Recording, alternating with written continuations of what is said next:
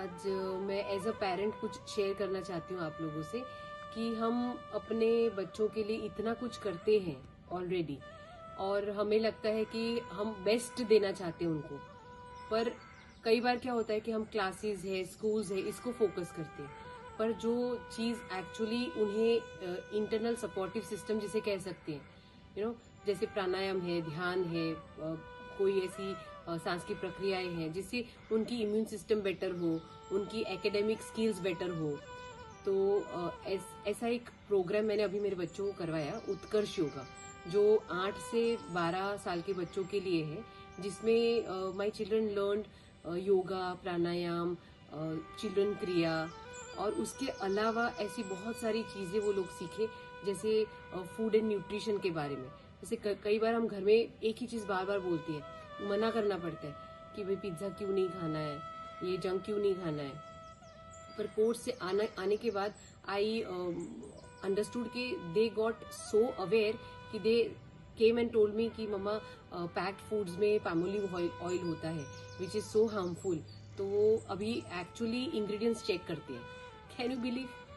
तो this level of awareness is very important in today's children, because everything is available. हर चीज उनके लिए सामने अवेलेबल है। अभी हर चीज के लिए हम मना करें तो भी उनको अच्छा नहीं लगता। इससे तो खुद की अवेयरनेस हो। इसके अलावा what I saw the difference बच्चों में कोर्स के बाद, वो ये था कि जैसे पेरेंट्स की वैल्यूज, उन्हें हर चीज, जैसे हम बच्चे थे तो मुझे याद है कि ऐसी बहुत सारी चीजें जो हम उस उम्र में यूज नहीं किए थे, पर इन बच्चों को आज की जनरेशन में हर चीज अवेलेबल है। तो उन चीजों के लिए इतना वैल्यू भी कम हो गया है। तो अभी जैसे कोर्स करके आए तो उनको रिसोर्सेज के बारे में अवेयरनेस हुई कि मम्मा पानी कम वेस्ट करना चाहिए। मौसी को बोलो बर्तन साफ करते तो पानी भर के फिर बर्तन धोया करे, रिसोर्सेज हमें रिजर्व करने चाहिए। तो मुझे बड़ा अच्छा लगा कि इस प्रकार की अवेयरनेस जो है, जैसे फैमिली की प्रति उनकी अवेयरनेस बढ़ी। सबसे बेस्ट चीज तो मुझे ये लगी कि उनका लिसनिंग एबिलिटीज बढ़ी, और एक ही चीज 10 बार जो मुझे बोलनी पड़ती थी, अब 2-4 बार बोलने से उनको तुरंत रिस्पॉन्ड करती है। तो आई थिंक ये जो इश्यू है ना, हर घर में है कि बच्चों को एक ही चीज हम बार बार बोलते हैं और फिर या तो भूल जाते हैं, सुनते नहीं है। तो this is called listening abilities, where and how we can improve it.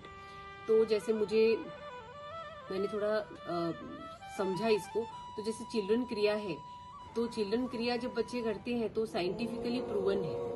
अभी जैसे निमहांस है, एम्स है, इन्होंने इस प्रक्रिया पे कुछ रिसर्च पेपर्स बाहर है वेबसाइट पे, ठीक है ना। तो वो जब मैंने रेफर किया तो मेरे को समझ में आया कि जो बच्चों का रिसेप्टिविटी लेवल है वो 12 से 14% होता है एवरेज बच्चों में, है ना।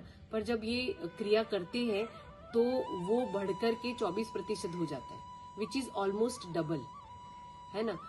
तो और कई बच्चों में they have found that it have raised about 24% also, but 24% is definite to raise।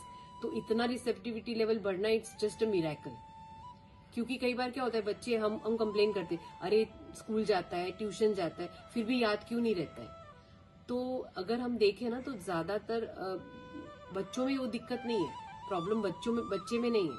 अभी जैसे 1 कप ग्लास में मैं 1 लीटर दूध भरने का प्रयास करूंगी तो क्या होएगा, मैं सारे प्रोसीजर ठीक कर रही हूँ, मैं मार्केट गई, पैकेट्स लाई, काटा, निकाला, सब किया, procedure was correct, but how much I could, कितना मैं भर पाई, तो 1 कप में 1 लीटर दूध, बाकी क्या हुआ, बह गया, है ना। तो बच्चों के दिमाग का भी ऐसा ही है कि उसमें जितना वॉल्यूम है उतना वो रिजर्व कर सकते हैं। अब तो बच्चों को अगर एकेडमिकली आगे बढ़ना है तो it is very important that receptivity level should improve, जिसे हम ग्रहण शक्ति का प्रमाण बोलते हैं। तो ग्रहण शक्ति का प्रमाण बढ़ना बहुत जरूरी है। फिर ट्यूशन इतने घंटे गया, वो सब ज्यादा मायने नहीं रखता है। व्हाट इज इम्पोर्टेंट इज वो जितना घंटा पढ़ता है उसका आउटपुट कितना है। तो ये जो प्राणायाम करते हैं इस उम्र से, अब हमें ऐसा प्रश्न भी हो सकता है कि इस उम्र में क्या जरूरत है, दे आर टू यंग, ये सीखेंगे बाद में, पर ये उनका मोल्डिंग एज है। अगर इस उम्र में वो जो भी सीखेंगे ना, वो उनके जीवन शैली में मोल्ड हो जाएगा। जैसे अगर आप हमें पूछे तो हम लोग कैसे बिना ब्रश किए, बिना नहाए घर से नहीं निकलते, है ना, वैसे इनके जीवन में वो एक आदत मोल्ड हो जाती है कि बिना प्राणायाम किए, बिना ध्यान किए घर से नहीं निकलेंगे। और मैं ऐसे लोगों को जानती हूँ जो 8 साल 12 साल में कोर्स कर रखे थे और अभी उनके घर में 8 साल का बच्चा है। तो वो खुद बोलते हैं कि मेरे को कभी ध्यान करने का एफर्ट नहीं लगाना पड़ता, बिकॉज मेरे पापा ने बचपन से मेरे को सिखाया था, तो भी ध्यान is part of my daily routine. तो ध्यान बहुत जरूरी है। और वैसे भी कोरोना के बाद हमको सबको पता है कि ऑक्सीजन लेवल कितना जरूरी है ना। तो हमारा immune system is the biggest asset we have. तो प्राणायाम ध्यान से हमारा इम्यून सिस्टम बेटर हो सकता है, बच्चों का कंसंट्रेशन बढ़ सकता है। और आजकल स्क्रीन टाइम इतना ज्यादा बढ़ गया है कि अच्छा, अगर मैं ऐसा कहती हूँ तो हम ऐसा तो सॉल्यूशन है नहीं कि मैं स्क्रीन टाइम मेरे बच्चों को नहीं दूंगी, पॉसिबल ही नहीं है। हो सकता है नेक्स्ट 20 इयर्स के बाद आधी दुनिया स्क्रीन पे ही होगी, everything would be at a distance of 1 button. तो हम उनको स्क्रीन से दूर रखना या नहीं देना ये सॉल्यूशन नहीं है ना। स्क्रीन यूज करने के बाद जो उनके भीतर जो नुकसान होता है उसको क्या भरपाई कर सकता है, तो दे शुड एटलीस्ट वो अवेयरनेस बढ़ेगी कि स्क्रीन टाइम क्यों कम करना है और जितना यूज करते हैं उससे ध्यान व्यान करके कैसे कॉम्पोनसेट करना है। तो हम और सपोर्टिव सिस्टम ऐड कर सकते हैं बच्चों में। तो I personally as a mother feel that to improve concentration, memory power, the receptivity level, it is very important कि वो लोग ऐसा कुछ इम्बाइब करें लाइफ में, जहाँ कुछ फिटनेस के लिए योगा को ध्यान दें और concentration, memory power, receptivity level बढ़ाने के लिए कुछ प्राणायाम ध्यान करें, क्योंकि तभी उनका लिसनिंग बढ़ेगा, बिहेवियरल चेंजेस दिखेंगे।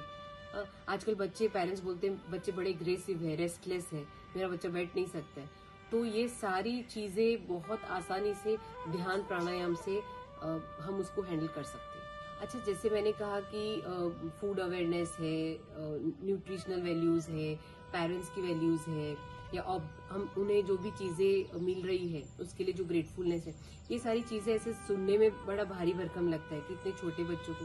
बट ये प्रोग्राम को अगर हम देखें तो इतना ब्यूटीफुली डिजाइन किया है कि उसमें बहुत सारी गेम्स है, एक्टिविटीज है, ग्रुप डिस्कशंस है, कि जहाँ पे बच्चे खेलते खेलते ये बड़ी बड़ी चीजें खेलते खेलते सीख जाते हैं। तो it is completely fun loving program. और बच्चे एक बार जब आते हैं, करते हैं, तो they would definitely come and share their experience. और आज तक एक बच्चे ने करके ऐसा नहीं कहा मुझे आज तक याद नहीं है कि उन्हें अच्छा नहीं लगा। It's so fun loving program. तो आई वुड स्ट्रांगली रिकमेंड कि अगर आपके घर में 8 से 12 साल के बच्चे हैं तो आप उत्कर्ष योगा जरूर करवाएं। Thank you.